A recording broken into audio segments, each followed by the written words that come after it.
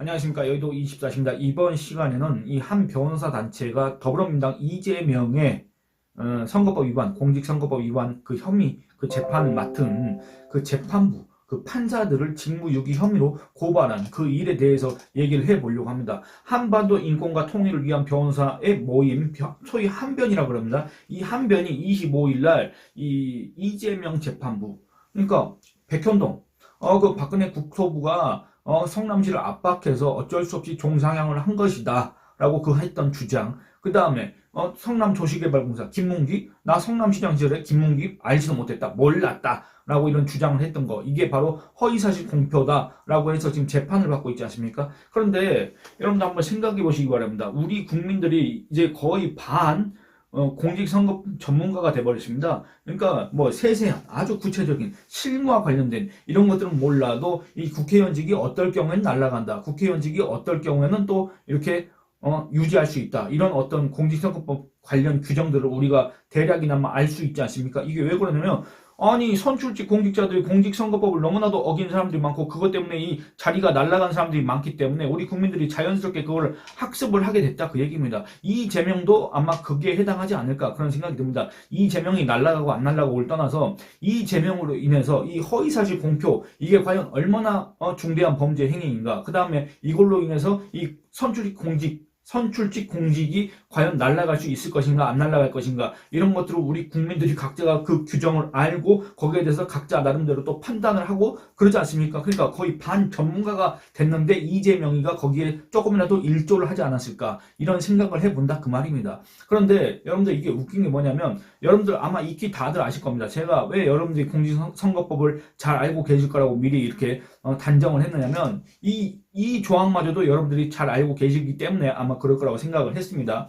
뭐냐면 이 공직선거법에는 이 선거사범의 재판, 이걸 갖다가 신속하게 해야 된다, 강행을 해야 된다는 이런 규정이 있습니다. 바로 공직선거법 270조에 되어 있습니다. 여러분들 공직선거법 지금 현재 시행하고 있는 공직선거법은 1994년 3월 달에 제정 시행된 그 법률입니다. 그 이전에는 공직선거법이 아니라 대통령 선거법, 국회의원 선거법, 무슨 지방의회 선거법, 이런 식으로 각종 선거법들이 있었습니다만, 아마 그때 그 당시 그 법률에서도 이런 유사한 법률 규정이 있었을 겁니다. 이게 뭐냐면, 공직선거법 1994년부터 시행된 거니까 지금 30년이 넘게 시행되고 있지 않습니까? 그때 제정된 게 지금까지도 계속 유지되고 있습니다. 더군다나 어떻게 되냐면 중간에 한번 바뀐 적이 있는데, 어떻게 바뀌었냐면 제가 뒤에 설명드리겠지만, 오히려 이 해당 조항이 더 강조되는 차원에서 개정이 된 바 있습니다. 제가 이걸 한번 읽어보도록 하겠습니다.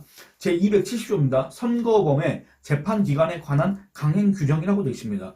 선거범과 그 공범에 관한 재판은 다른 재판에 우선하여 신속히 하여야 하며, 이렇게 먼저 되어 있습니다. 여러분들 이게 가장은 아니고 이게 중요한 부분입니다. 뭐가 가장 중요한 부분이냐, 이 중에서 신속히 하여야 하며 이렇게 되어 있습니다. 해야 한다는 겁니다. 해야 한다. 해야 한다는 뭡니까? 의무입니다. 누가 해야 되는 겁니까? 재판을 하는 재판부가 다른 사건보다, 다른 재판보다 신속히 우선해서 해야 된다, 이렇게 지금 그 의무, 법관의 의무를 갖다가 규정하고 있지 않습니까? 재판부의 의무를 갖다가 이렇게 지우고 있지 않습니까? 이 해당 법률 조항에서. 여러분들 이 법률상 재판부는 다른 재판보다 이 선거사범과 그 공범에 대한 재판을 우선해서 신속히 해야 될 의무가 있습니다. 이거는 재판부, 법관의 재량, 법관의 양심에 따라서 하는 게 아닙니다. 의무입니다. 의무. 이 의무를 저버린다, 이 의무를 방기한다, 그거는 나중에 이 한변이 직무유기로 고발했지 않습니까? 직무유기라는 그 비판, 직무유기라는 그 법적 책임을 물을 수도 있다, 그런 겁니다. 그리고 두 번째 살펴보겠습니다. 그 판결의 선고는 제1심에서는 공소가 제기된 날부터 6월 이내에 라고 되어 있습니다. 여러분들 이것도 중요한 겁니다. 여러분 이재명 지금 현재 더불어민주당 대표가 경기도지사 또는 더불어민주당 대선 후보 시절에 이런 얘기를 했습니다. 나 성남시장 시절에 성남도시개발공사에 그 대장동 사업을 담당했던 김문기 처장, 나 그런 사람 모른다. 호주 출장 같이 갔어도 모른다. 사진 같이 찍었지만 모른다. 골프도 같이 쳤지만 난 모른다. 이렇게 얘기했지 않습니까? 이게 바로 허위사실 공표다. 그 다음에 두 번째, 백현동 그 옹벽 아파트 있지 않습니까? 그거 박근혜 국토부가 우리 성남시를 압박해서 어쩔 수 없이 4단계나 총상향해 준 것이다.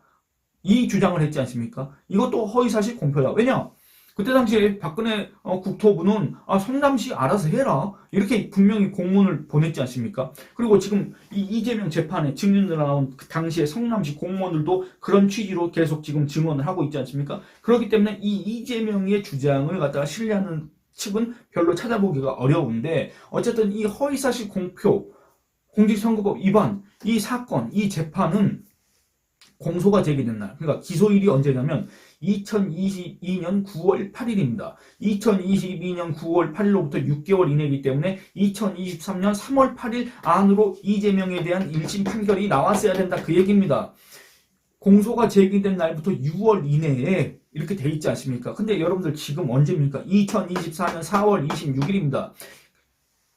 1년 7개월이 지났습니다. 근데 지금까지도 1심이 채 끝나지 않았습니다. 지금까지도 아직 뭐 증인신문을 하네 어쩌네 저쩌네 계속 그러고 있습니다. 대체 무슨 증인신문을 더 합니까? 아니 이재명이 허위사실을 공표했다. 그러니까 그때 당시에 이재명의 주장이 뭔가 달라진 게 있습니까? 그리고 그에 대한 어떤 증인들의 반박, 여러 가지 정황들 이런 것들이 달라진 게 있습니까? 뭘 더 증인을 신문해야 되고 뭘 어떤 증거를 더 이렇게 수집을 해야 되는 겁니까? 저는 이게 이해가 안 된다 그 말입니다. 그러니까 그런 과정들이 필요하다고 하더라도 그거를 신속하게 했어야지. 그게 바로 재판부의 의무입니다. 그렇지 않습니까? 근데 지금까지 뭘 하고 있었느냐 그 말입니다. 공소가 제기된 날로부터 6월 이내에, 그리고 이게 또 중요합니다. 제2심 및 제3심에서는 전심의 판결의 선고가 있은 날로부터 각각 3월 이내에, 그러니까 여러분들, 그러니까 1심 6개월, 그 다음에 2심과 3심 각각 3개월씩 해서 다 합해서 1년 안에 이 선거범과 공범에 관한 재판을 끝내야 된다. 이재명의 경우에는 이 이재명의 허위사실 공표, 공직선거법 위반 이 사건을, 이 유무죄를 1년 안에 확정을 해야 되는 의무가 재판부한테 있다. 사법부한테 있다. 이 판사들한테 있다. 지금 이렇게 공직선거법 제270조가 규정을 하고 있습니다. 더군다나 과거에는 3월 이내에 하여야 한다. 이렇게 되어 있습니다. 이것도 의무지 않습니까? 의무를 규정하고 있지 않습니까? 그런데 이게 어떻게 개정이 됐냐면 그 이후에 2000년 2월 16일 날 개정이 됐는데 어떻게 개정이 됐냐? 반드시 하여야 한다. 이렇게 되어 있습니다. 반드시. 여러분들 그냥 하여야 한다도 아니고 그 앞에 강조의 의미, 더 중한 의무를 갖다가 규정하는 반드시 하여야 한다. 이렇게 돼 있다 그 말입니다. 근데 아직까지도 이재명의 공직선거법 위반 이 재판은 1심이 채 끝나지 않았습니다. 1년 7개월이 지났는데도 끝나지 않았습니다. 6월 안에 해야 된다고 했는데 1년 7개월이 지나도록 아직까지도 1심 판결이 나오지 않았다 그 얘기입니다. 그러면 여러분들 이거는 이 해당 재판부가 법관으로서 이 해당 법률을 갖다가 지켜야 될 의무를 가진 그런 사람으로서 제대로 그 직무를 수행했다고 평가를 할 수가 있겠습니까? 아마 그렇다고 생각하실 분이 별로 계시지 않을 겁니다. 그렇기 때문에 이 한변이 제기한 이 고발, 이게 타당하다. 나는 거기에 동의한다. 이렇게 여기실 분들이 많이 계실 겁니다. 그런 차원에서 이 한변이 어떤 주장을 했는지 한번 잠깐 간략하게 살펴보도록 하겠습니다. 강행규정 위반한 이재명 재판법관들 직무유기로 고발이라는 보도자료를 한변이 25일날 배포를 했습니다. 그 보도자료를 잠깐 살펴보겠습니다.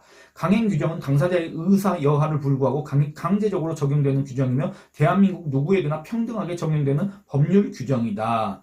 그런데 서울중앙지법 법원 재판부는 2022년 9월 8일에 기소된 이 피고인 이재명에 대한 공직선거법 위반죄 사건에 대하여 법문상으로 강행 규정에 따라 당연히 2023년 6월 8일까지 이거는 한변이 뭔가 날짜를 오해한 거 아닌가 그런 생각이 듭니다. 어쨌든 읽어보도록 하겠습니다. 6월 8일까지 판결을 선고했어야 마땅하였음에도 현재까지 재판을 위한 심리조차 제대로 진행하지 않고 있다. 만일 일반 국민이 공직선거법 위반죄로 기소가 되었다면 판결 선고까지 6개월 넘길 수 있었을까? 일반 공무원이 법률에서 강행 규정에 의해 부여된 특정 업무의 처리 시한을 한없이 도과하고 이를 명백히 위반하였다면 이들이 직무를 고의로 유기하였다는 직무유기죄의 죄책을 과연 면할 수가 있었을까?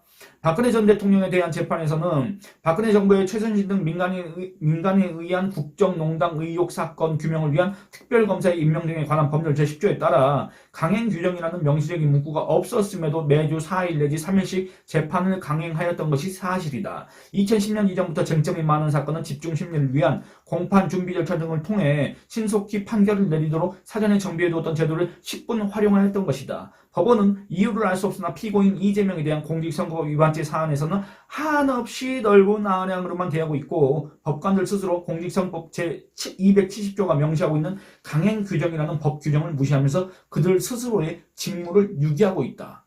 그의 법적 책임을 묻고자 수사기관에 고발장을 제출하는 바이다. 라고 이렇게 적었습니다. 여러분들 이번 총선에서 더불어민주당 이재명 당이 대승을 거뒀습니다. 그로 인해서 많은 사람들이 일종의 착각을 하고 있습니다. 뭐냐면 이재명은 이제 정치적으로 자유를 얻었다. 이재명은 이제 그를 둘러싸고 있던 사법 리스크로부터 자유로워졌다. 이재명은 이제 차기 대권을 순조롭게 도전할 수 있게 됐다. 이런 식으로 착각, 오해를 하는 사람들이 많이 있습니다. 아마 어떻게 보면 이재명도 지금 이 현재 이런 민심이라고 해야 될까? 아니면 이 총선에서 얻은 의석이라고 해야 될까? 이런 것들로 인해서 그런 착각을 할 수도 있는데 그렇지 않습니다. 여러분들 이재명과 관련된 사법 리스크는 아직까지도 그대로 있고 계속 진행될 수밖에 없습니다. 이게 어느 한순간에 삐끄덕하는 순간 이재명의 대권가도 또는 정치 생명은 끝날 수밖에 없습니다. 이 이재명 더불어민주당 대표와 관련해서는 원래는 이 4.10 총선이 있기 7개월 전에 그 선고, 그 판결이 나왔어야 된다 그 얘기입니다. 그 결과 이재명 대표가 이번 총선에서 국회의원이 되는 것은커녕 더불어민주당 대표로서 이 총선에 임할 수도 없고 그의 대권 가도가 여기서 끝나고 그의 정치적 생명도 여기서 끝난다. 그런 결론이 내려졌을 수도 있다 그 얘기입니다. 근데 이 사법부가, 이 재판부가, 이 법관들이, 이 판사들이 이 공직선거법 제270조의 강행 규정을 따르지 않았기 때문에 1심은 6개월 이내에 2심과 3심은 전심의 선고가 있은 날로부터 각각 3월 이내에 판결을 내려야 된다. 선고를 해야 된다. 그렇게 규정하고 반드시 해야 한다. 이렇게 규정하고 있는데도 그걸 이행하지 않았기 때문에 이재명이라는 사람이 온갖 사법 리스크에도 불구하고 제1야당의 대표로서 이번 총선을 지휘했고 거기 총선에 또 출마를 했고 그리고 그 결과 이 더불어민주당이 대승을 거뒀다 그 얘기입니다. 이거 뭐 윤석열 정권의 책임, 윤석열 정권의 잘못 이런 걸 떠나서 어쨌든 이 사법부가 이런 상황을 방치한 거 이거에 대한 책임을 우리 국민이 물어야 되겠습니까? 안 물어야 되겠습니까? 물론 물어야 된다고 생각하시는 분들이 아마 많이 계실 겁니다. 절대 다수가 아마 그렇게 생각하실 겁니다. 근데 중요한 건 뭡니까? 여러분들 이게 검찰이 고발을 해서 검찰이 설사 이들을 정말 이 법관들을 기소를 할 수가 있을까? 먼저 여기서부터 의문이 들지 않습니까? 검찰이 법관을 기소한다 해도 이거 재판 누가 합니까? 이거 재판 누가 합니까? 바로 또 똑같은 법관들이 하는 거 아닙니까? 똑같은 판사들이 하는 거 아닙니까? 그렇다고 한다면 우리가 기대하는 정말 우리가 기대하는 그런 결론들이 나올 수가 있을까? 그런 결론이 나오지 않는다고 한다면 앞으로도 이 강행 규정은 거의 사무화되고 형해화돼서 아무도 지키지 않는 그런 규정이 되지 않을까? 이런 생각이 들지 않습니까? 그러니까 여러분들 이 사법부가 우리 이 체제를 지키는 이 법치주의를 지키는 최후의 보루가 될 수밖에 없는데 지금 현재 이 사법부가 하는 걸 보면 과연 그런 신뢰와 지지를 받을 만한 그런 행태를 보이고 있느냐 여기에 대해서는 상당히 의문이 많이 들 수밖에 없다. 그 대표적인 사례가 바로 이 이재명 공직선거법 위반 사건 이거에 대한 1심 판결이 1심 선고가 지금도 나오지 않고 있다. 이걸 꼽을 수 있다. 이런 말씀을 드리고 싶습니다. 여러분들 제가 지금 이렇게 말씀드린 거 있지 않습니까? 여러분들도 아마 다들 공감하실 겁니다. 아니 이게 이재명이든 그 누구든 떠나서 아니 법률에 이렇게 반드시 하여야 한다고 돼 있으면 해야 되는 거 아닙니까? 만약에 이재명이 아니고 제가 만약에 공직선거법을 위반했다고 한다면 여러분들 이게 지금 1년 7개월 동안 이렇게 질질질질 끌 수가 있겠습니까? 아마 거의 반년 안에 끝날 수도 있습니다. 그렇지 않습니까? 그런데 왜 이재명한테는 1년 7개월 동안 1심 선고조차 내려지지 않았느냐. 이거는 또 우리나라 헌법 있지 않습니까? 현행 헌법상 국민의 평등권 이걸 갖다가 지금 심대하게 침해한 거 아니냐. 지금 이런 비판도 충분히 가능하다. 이런 생각을 해봅니다. 여러분들 이 영상은 이만 마치도록 하겠습니다. 의견 댓글로 많이 남겨주시기 바랍니다. 감사합니다.